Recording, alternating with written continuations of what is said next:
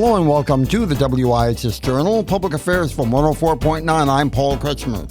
On today's broadcast, a conversation with a doctor discussing burnout. My name is Dr. Gail Gazelle. I'm a former hospice physician and faculty at Harvard Medical School, and I work as an executive coach for physicians and physician leaders. And my understanding of what we're talking about is how mindfulness can help physicians stay out of burnout and help them cope with the many changes in the healthcare landscape, such as telemedicine, corporatization of medicine, use of the electronic health record, and more. Okay, thank you very much for making yourself available on this occasion. Of course. Could you tell me how long this has been, these points that you just spoke of have been a major interest of your professional life then? Well, we've had an issue with physician burnout really over the last decade or so. It has certainly become much more apparent since the pandemic. But even before the pandemic, we had rates of burnout of 1 to 2 to 1 to 3, 1 in 3 physicians nationally across a wide variety of specialties. So this has been a concern of mine, I would say, for at least the last decade. And I'm, one of a cadre of people who are working to try to alleviate this very pressing problem. It sounds like it has several different dimensions. Are you taking a general approach to all of those possibilities, or are you going to be able to come up with some specific or discrete approaches for each portion of it in turn? Well, when we think about physician burnout, there are really a couple of domains that we think about. One is all of the systems issues that have arisen as we've developed more of a corporate approach to healthcare in North America.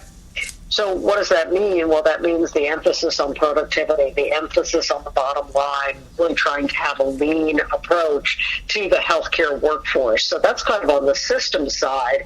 Where I come in is really more on the individual resilience side. What is it that physicians need in their own thought processes, in their own emotional regulation, in how they work with the challenges that they face in the healthcare environment so that they can still be at their best, so that they can be at their best with patients, providing outstanding clinical care, but really importantly as well, how can they be at their best within themselves so that they feel a sense of fulfillment and satisfaction in this career that they've worked so hard to achieve. Do you believe that people who go into training to be physicians in the end of the process have taken these sorts of things into consideration before for themselves, or has that been approached perhaps during medical school, for instance, or not? I think that's a really important point. Medical school is full of facts that need to be learned, memorized, regurgitated, so to speak. It's kind of soft on things like emotional intelligence. Like, how do we really regulate ourselves emotionally? How do we deal with everything that comes up for us in this very high-stakes profession that we're in, taking care of vulnerable human beings in their time of need? Medical school doesn't necessarily teach us how to manage our emotions. It also doesn't teach us how to really manage all of the change, uncertainty, and unpredictability that's gone on in healthcare during the pandemic and since the pandemic officially ended. And from where I sit, those are things that really derail us and derail our sense of satisfaction in our careers as we move along outside of our training. I have heard physicians speak in the past of burnout or of feeling overwhelmed on occasion. It seems surprising to me as a layman that those would not have been approached more concretely during training than appears, at least from the outside looking in, to have been the case up till now. It is perplexing, isn't it? One would think that physicians would be well prepared to deal with uncertainty and unpredictability, but I think instead we learn that somehow we always have to have an answer. Even when there isn't an answer, let's say early in a pandemic when there was no answer and there were no cures, no treatments, no vaccines. And yet for us as physicians, we're taught that we have to have an answer or we may be found to be at fault. And I coached a lot of physicians in the pandemic who felt such a sense of helplessness. but they took it very personally. They felt like there was something wanting in them, that they weren't as good as their colleagues, that if they were a real doctor, the best doctor, somehow they would come up with an answer. So you can hear there that it leaves physicians kind of between a rock and a hard place. We're taught we always have to be in control. We always have to be the captain of the team. If we're not perfect, we're some sort of failure. And I think these set up a psychological conundrum for physicians where we feel like we have to prove ourselves and we feel like we're always coming up short. I see that in physician after physician that I coach, and that's something that we could definitely be doing better in medical training. Are there any specialties within the physician field, such as psychiatry, that might have a better grasp of that than some other people? Well, that's an interesting question. Surgeons learn to be tough. I've had surgeons say to me, Gail, I didn't know that the words strong and kind could appear in the same sentence, because they really learn that they've got to be tough, invulnerable, always being strong, and that doesn't always necessarily mean getting along with people.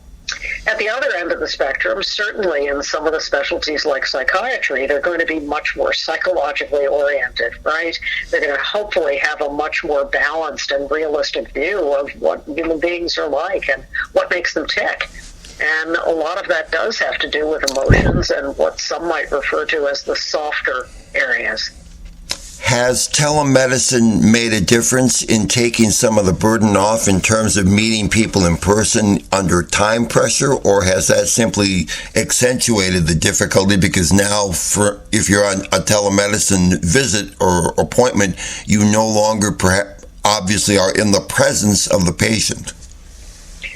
I think it's complicated. I think that in general, physicians feel relatively favorably about telehealth. It allows them to be efficient. It allows them to run on time. It allows them to get out of the room, so to speak, when they need to move on to the next patient. On the other end, of course, you can't do a physical exam on telehealth. So there are many specialties where, physicians need to see a person in person and not in the virtual space. So I think it's a bit of a trade-off, but, when you look at studies, the few studies that we have about physician satisfaction with telehealth, in general, about 50% of people are neutral, 25% of physicians see it as a positive, and 25% of physicians see it as problematic. And I think some of that, as I've just said, is based on their specialty. So obviously, because of the specialty questions that go with that, it's not a panacea. That's correct. Definitely not. We have a situation here in Connecticut right now where a package of 3 hospitals, 2 within one corporate system and another one in another city, are being examined, and a major medical organization in New Haven, Connecticut, is considering buying those facilities. Because of the uncertainty for more than a year now, physicians seem to be under stress, just trying to grapple with practicing. At the same time, they're not sure whether their employer is stable enough to continue an operation. And that even goes for one of the members of the Connecticut General Assembly, who is both a physician on emergency service in one of those hospitals, while a state legislator trying to determine if the state can help the situation at the same time. What kind of stress does it place upon physicians when they're not even sure that the factor of stability of employer is part of the mix and is causing even more wrinkles in what they have to grapple with on the job? I think this adds enormous stress to anybody working in healthcare. We're seeing so many mergers and acquisitions. We're seeing venture capital firms own, an ever-rising proportion of the healthcare pie.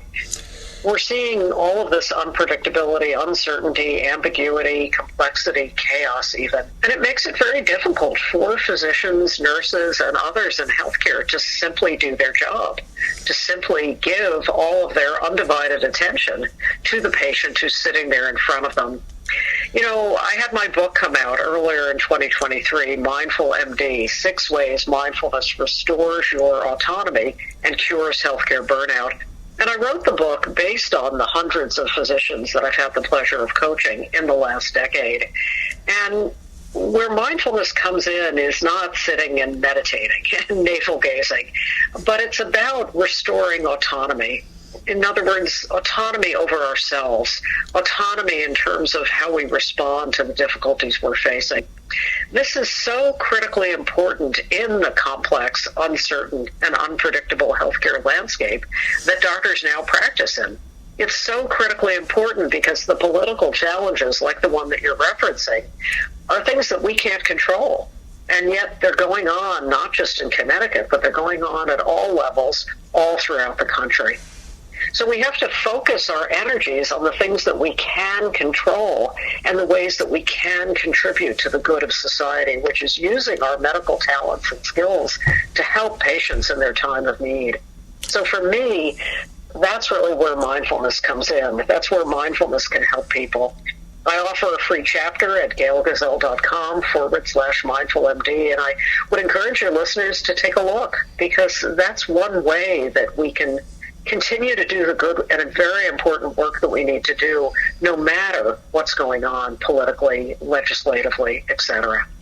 To that point then, Doctor, is the practice of mindfulness significantly different between the way the patient looks at it as opposed to how the physician looks at it, or are there some general, just briefly, underlying parameters within the use of mindfulness that are the same, and then perhaps maybe for the physician some additional considerations to take into account?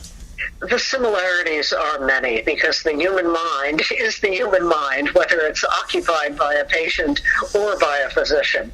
And our minds are so full of thoughts and stories and narratives and beliefs that aren't necessarily the truth of what's going on in front of us. With mindfulness, we step out of all of these thoughts and stories, and we step into the actual experience that we're in. For many of us, particularly in healthcare, we're kind of at the mercy of our own mind, of all the worries and fears and preoccupations and ruminations that can occupy our minds about our patients, about our place in healthcare, about all of the changes and uncertainty that are going on around us. With mindfulness, we can spot those thoughts and stories, and we can decide whether we're going to give them our attention or not. What I've seen, again, in the over 500 physicians that I've coached, is that it enhances our sense of autonomy, our sense that we do have control over the most important thing, which is our own mind. And that's something that all of the problems in healthcare cannot take away from us. And for the person in the center of this, yourself, do you feel that what you are doing for your own health in that regard is sufficient in order for you to keep a level head on things? It sounds like you seem to have arrived at a place where that is the case. Without a doubt, I really struggled with my own burnout. I was raising a son, and I had a busy practice, and I was a busy academician at Harvard Medical School with a lot of expectations to publish, to teach, etc. And I would feel guilty when I was home with my son that I wasn't doing enough for my career. When I was busy with patients or teaching, I'd feel guilty that I wasn't home with my son. I felt like I was never good enough. And mindfulness really helped me move away from that, move away from kind of a storyline that somehow I was a failure at everything I was doing, despite all of my out and external successes. Mindfulness kind of helped me right-size that. It helped me let go of a lot of that guilt that I really didn't need to be carrying. It helped me lighten up in a lot of ways and become, I would say, a better doctor and definitely a better parent as well. The book is Mindful MD, 6 Ways Mindfulness Restores Your Autonomy and Cures Healthcare Burnout. You can download a free chapter at gailgazelle.com/mindfulmd. That's GAILGAZELE.com/mindfulmd. My guest on today's WIHS Journal has been Dr. Gail Gazelle, a physician who specializes in helping people avoid burnout, especially medical personnel. For further information, call us at 860-346-1049. That's 860-346-1049. Opinions expressed are those of the participants, not necessarily those of the staff or management of the station. I'm Paul Kutchmer on the WIHS Journal, Public Affairs from 104.9 WIHS.